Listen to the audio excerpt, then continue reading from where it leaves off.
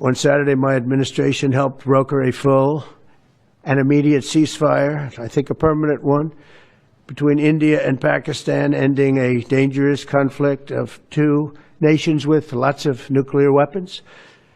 And they were going at it hot and heavy, and it was seemingly not going to stop.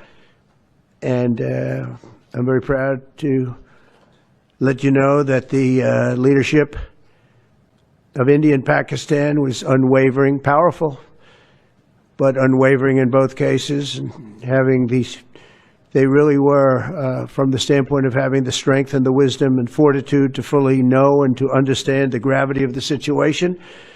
And we helped a lot.